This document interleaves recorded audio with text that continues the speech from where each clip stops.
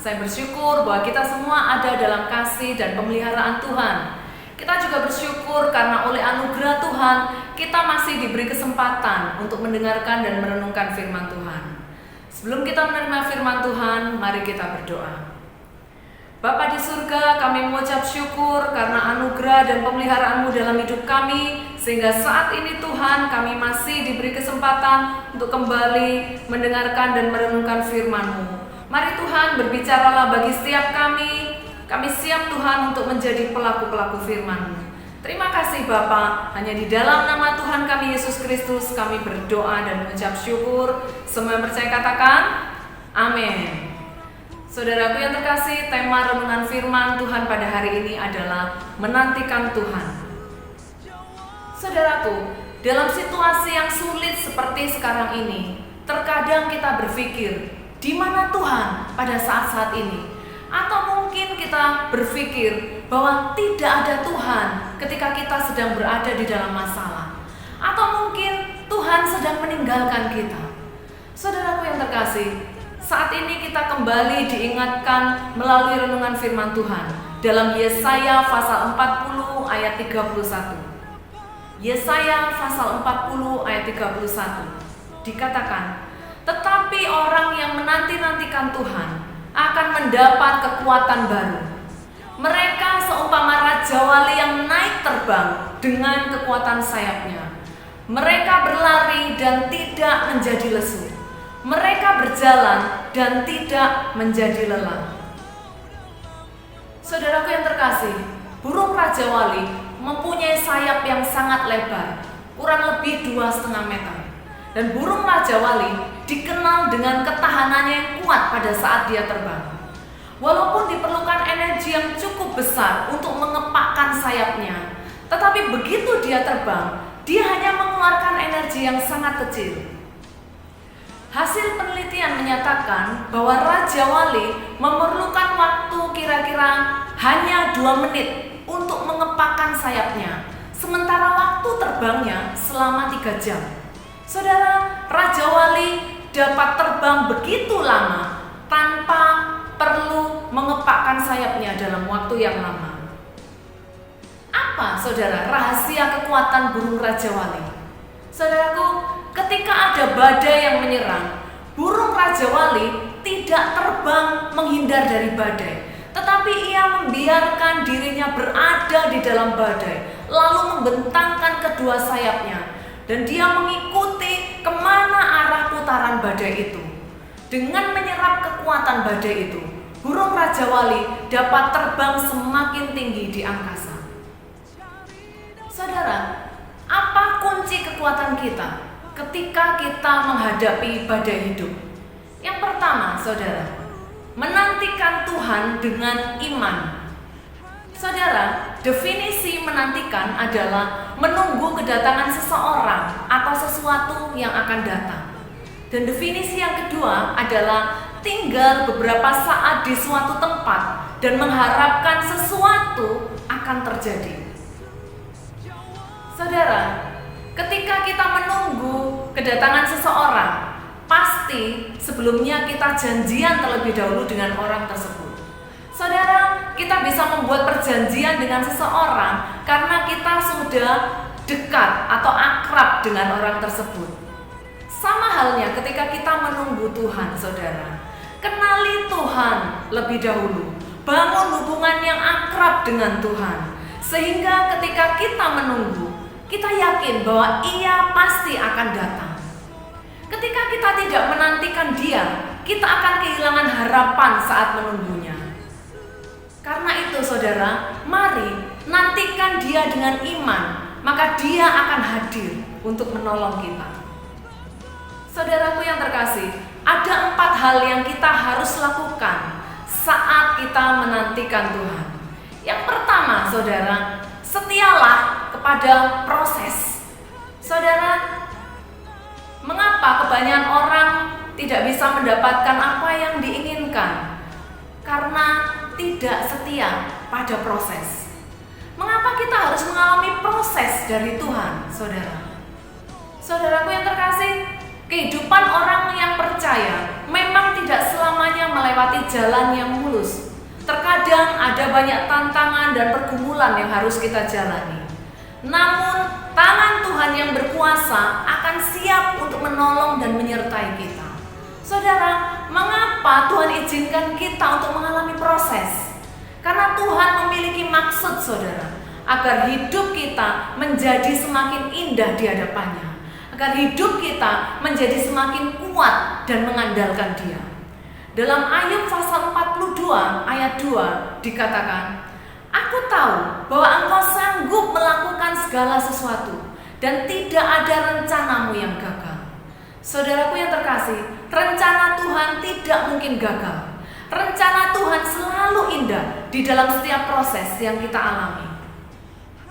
Saudara, dalam setiap proses yang Tuhan izinkan terjadi dalam hidup kita, setialah pada hal-hal yang harus kita lakukan dan lakukan yang terbaik dalam hidup kita untuk memuliakan Dia. Dalam Lukas pasal 16 ayat 10 dikatakan, "Barang siapa setia dalam perkara-perkara kecil, ia setia juga dalam perkara-perkara besar.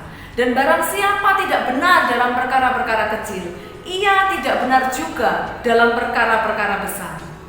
Saudaraku yang terkasih, Tuhan Yesus mengajarkan kita untuk setia dalam perkara-perkara yang kecil sebelum kita setia dalam perkara-perkara yang besar. Saudaraku, apa contoh setia di dalam perkara-perkara yang kecil? Contoh yang simpel, saudara.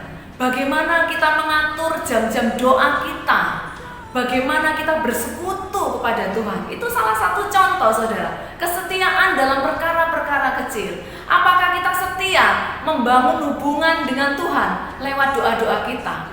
Contoh yang lain, saudara, bagaimana kita bertanggung jawab dalam mengatur waktu kita untuk bekerja dan beristirahat. Bagaimana kita bertanggung jawab dalam mengelola keuangan kita. Saudaraku, semuanya itu adalah hal-hal yang kecil yang dapat kita lakukan dengan penuh rasa tanggung jawab, bukan hanya di hadapan manusia, terlebih lagi di hadapan Tuhan. Saudara, apa yang harus kita lakukan saat menantikan Tuhan? Hal yang kedua, yaitu percayalah kepada Tuhan. Percayalah kepada Tuhan. Dalam Amsal pasal 3 ayat 5 sampai 6. Amsal pasal 3 ayat 5 sampai 6 dikatakan, "Percayalah kepada Tuhan dengan segenap hatimu dan janganlah bersandar kepada pengertianmu sendiri. Akuilah Dia dalam segala lakumu, maka Ia akan meluruskan jalanmu." Saudaraku yang terkasih, percaya kepada Tuhan dengan segenap hati artinya mempercayai Dia secara total. Percaya kepada Tuhan sepenuh hati, tidak setengah-setengah. Yang kedua, jangan bersandar kepada pengertianmu sendiri. Artinya, bersandar pada pemikiran dan cara Tuhan untuk menolong kita, bukan bersandar pada pemikiran dan cara kita sendiri. Yang ketiga, akuilah Tuhan, akuilah Dia dalam segala lakumu. Artinya, memprioritaskan Tuhan secara penuh dalam segala aktivitas yang kita lakukan. Dan yang terakhir, maka Dia akan meluruskan jalanmu. Artinya, jika kita percaya kepada Tuhan dengan segenap hati dan bersandar kepada Tuhan, maka jalan kita akan menjadi lurus. Apa maksudnya, saudara? Jalan kita akan sejalan dengan kehendak dan rencana Tuhan. Jadi saudara, apapun masalah kita, percayai Dia dengan sungguh-sungguh. Biarkan Dia ambil kendali hidup dan masalah kita, maka perkenanan Tuhan akan dinyatakan dalam hidup kita. Saudaraku yang terkasih, hal yang ketiga, apa yang harus kita lakukan saat kita menantikan Tuhan? Yang ketiga, bukalah hatimu dan lihat kehendak Tuhan. Bukalah hatimu dan lihat kehendak Tuhan. Pernahkah kita berpikir mengapa doa kita belum dijawab oleh Tuhan? Atau mungkin kita berpikir bahwa doa kita itu salah, atau mungkin apa yang kita doakan tidak sesuai dengan kehendak Tuhan. Saudara, terkadang kita tidak tidak sadar bahwa sebenarnya Tuhan telah menjawab doa kita dengan cara dan keinginan Tuhan, bukan dengan cara dan keinginan kita. Dalam Yesaya pasal 55 ayat 8-9 dikatakan, sebab rancanganku bukanlah rancanganmu, dan jalanmu bukanlah jalanku, demikianlah firman Tuhan.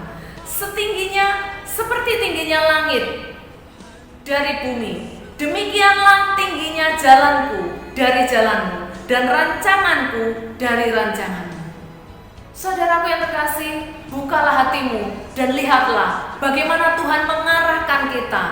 Lihatlah keinginan dan cara Tuhan, karena cara dan kehendak Tuhan adalah yang terbaik bagi kita.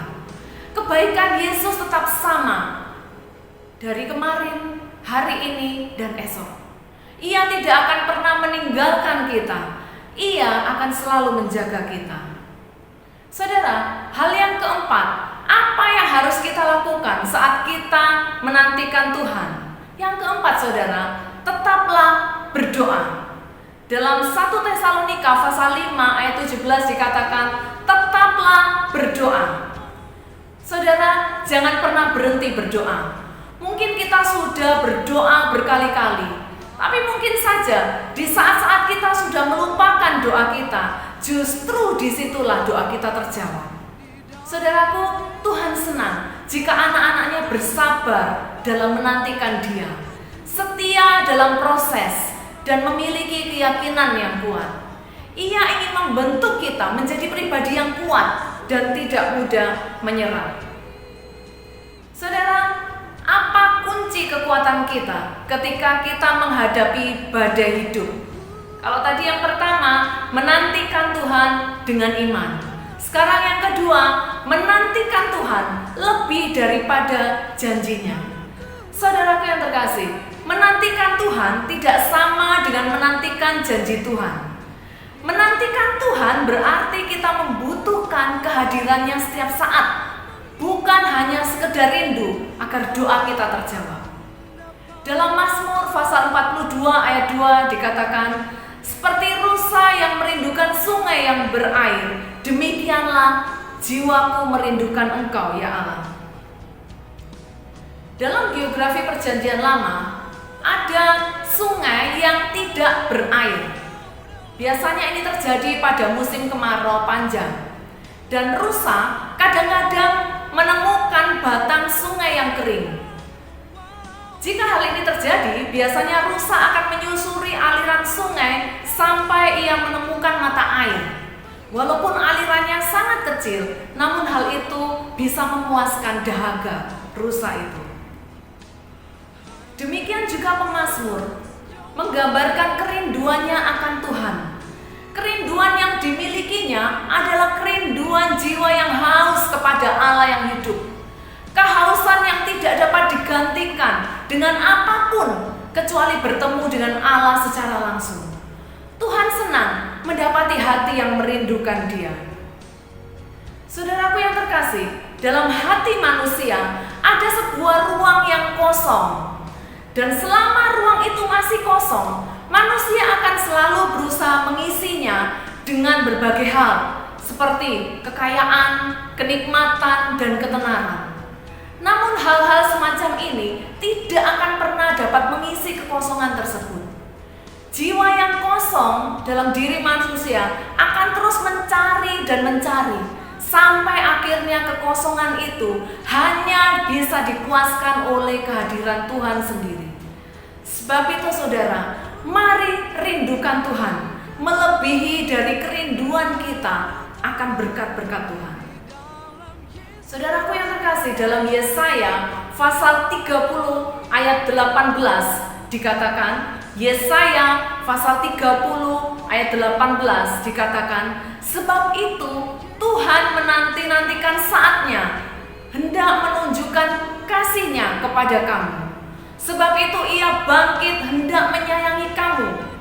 Sebab Tuhan adalah Allah yang adil. Berbahagialah semua orang yang menanti-nantikan Dia. Saudaraku, Tuhan akan hadir kepada orang yang sungguh-sungguh menantikan Dia. Orang yang menantikan Dia akan merasakan sukacita, kebahagiaan yang kita bisa dapatkan melebihi dari apa yang dunia tawarkan kepada kita. Sebab itu saudara, nantikan Dia sampai Ia mencurahkan kasih-Nya dan anugerah-Nya dalam hidup kita. Saudaraku, hal yang ketiga, apa kunci kekuatan kita ketika menghadapi badai hidup? Hal yang ketiga, jangan menghindar dari masalah. Jangan pernah menghindar dari masalah. Mengapa saudara? Karena justru masalah itu akan membuat kita semakin kuat. Dalam Yesaya pasal 40 ayat 31 tadi dikatakan, tetapi orang yang menanti-nantikan Tuhan akan mendapat kekuatan baru. Mereka seumpama Raja Wali yang naik terbang dengan kekuatan sayapnya. Mereka berlari dan tidak menjadi lesu. Mereka berjalan dan tidak menjadi lelah. Saudaraku, ketika ada badai menyerang, burung Raja Wali tidak terbang menghindar dari badai. Namun dia membiarkan dirinya berada di dalam badai sambil membentangkan kedua sayapnya untuk mengikuti kemana arah putaran badai itu. Dengan demikian, kekuatan badai tersebut membuat burung Raja Wali itu akan semakin terbang tinggi ke angkasa. Terbang bersama badai adalah cara untuk melatih sayap burung Raja Wali itu sehingga ia semakin kuat dan kokoh. Itulah rahasia kekuatan dari burung Raja Wali, saudara. Mengapa dia bisa terbang tinggi? Dia tidak akan pernah menjadi lelah karena dia tidak perlu menggunakan banyak energi untuk dapat terbang dalam waktu yang lama dan menempuh dalam jarak yang jauh. Saudaraku yang terkasih, demikian juga setiap kita yang menanti-nantikan Tuhan. Kita akan mendapatkan berkat ketika kita menanti-nantikan Tuhan. Yang pertama, saudara, berkat apa yang kita dapatkan ketika kita menanti-nantikan Tuhan? Yang pertama, kekuatan baru. Dalam Yesaya pasal 40 ayat 31a dikatakan, tetapi orang yang menanti-nantikan Tuhan akan mendapat kekuatan baru. Saudara, bagaikan Raja Wali yang tidak pernah lelah saat dia terbang, demikian juga halnya dengan kita ketika kita menanti-nantikan Tuhan. Kita tidak akan pernah merasa lelah karena Tuhan telah memberikan kekuatan baru dalam hidup kita. Sebab itu, mari cari dan libatkan Tuhan dalam setiap masalah kita, karena Tuhan akan memberikan kekuatan yang baru dalam hidup kita. Yang kedua, saudara, apa berkat yang kita dapatkan saat kita menantikan Tuhan? Yang kedua, dekat dengan Tuhan. Dalam Yesaya 40 ayat 31b dikatakan, mereka seumpama Raja Wali yang naik terbang dengan kekuatan sayapnya. Saudara, manfaatkan badai masalah yang sedang menerpa untuk kita bisa semakin naik lebih tinggi, semakin lebih dekat dengan Tuhan. Semakin kita dekat dengan Tuhan, maka jiwa kita akan merasakan ketenangan, karena Tuhanlah yang menjadi sumber kekuatan bagi hidup kita. Saudaraku, hal yang ketiga, apa berkat yang kita dapatkan ketika kita menantikan Tuhan? Yang ketiga adalah ketahanan. Dalam Yesaya pasal 40 ayat 31c dikatakan, mereka berlari dan tidak menjadi lesu. Mereka berjalan dan tidak menjadi lelah. Saudara, bagai Raja Wali yang tidak pernah lelah pada saat dia terbang, demikian juga halnya dengan kita ketika kita menanti-nantikan Tuhan. Kita tidak akan pernah merasa lelah dan lesu. Mengapa, saudara? Karena ada ketahanan dalam menghadapi setiap badai masalah. Tuhanlah yang memberikan kekuatan baru bagi kita, sehingga kita dapat bertahan dalam menghadapi setiap badai masalah. Sebab itu, saudara, selalu nantikan Tuhan dan andalkan Tuhan dalam hidupmu, maka kita akan menjadi pribadi yang kuat dan dapat bertahan dalam menghadapi kesulitan apapun.